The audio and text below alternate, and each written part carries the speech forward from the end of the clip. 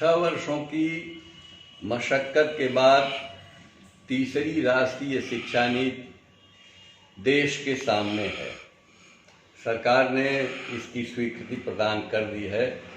मैं इस नीति की खूबियों और खामियों पर थोड़ी चर्चा करना चाहूँगा। पहली बात यह कि 18 वर्ष तक की जो शिक्षा है उस शिक्षा में 3 वर्षों की पूर्व प्राथमिक शिक्षा जोड़ने का इरादा सरकार ने व्यक्त किया है। यह एक अच्छी बात है, लेकिन इस देश के शिक्षक संगठनों, छात्र संगठनों और नागर समाज की लंबे समय से ये मांग रही है कि इसे 18 वर्ष तक की शिक्षा को शिक्षा का अधिकार कानून के दायरे में लाया जाना चाहिए, जो अभी तक संभव नहीं दिख रहा है। दूसरी बात इस नीति के अंतर्गत महत्वपूर्ण है कि शिक्षा की जो संरचना 10+2 है उसको बदलते हुए 5-3-3-4 किया गया है, यानी और 3 वर्षों की पूर्व प्राथमिक शिक्षा लागू करने की बात दोहराई गई है, जो आंगनबाड़ी के माध्यम से की जाएगी।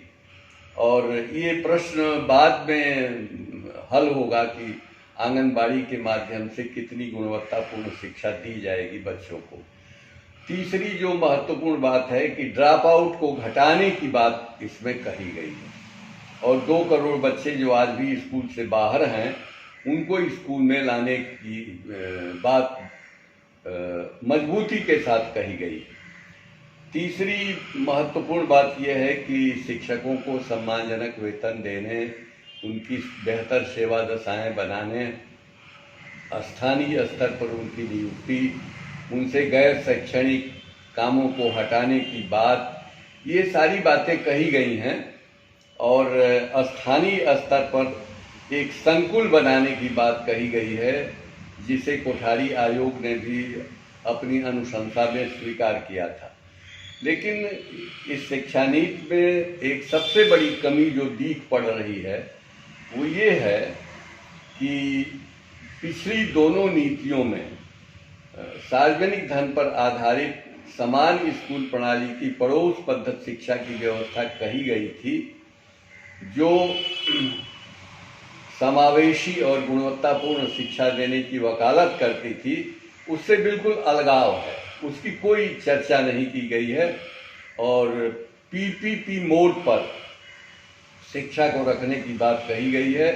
इससे ये साबित होता है कि सरकार निजीकरण और बाजारीकरण के दायरे को शिक्षा में और बढ़ाने की कोशिश आने वाले दिनों में करेगी और जीडीपी का 6% व्यय करने की जो बात कही गई है उसके लिए कोई प्रतिबद्धता और समय सीमा तय नहीं की गई है। ये एक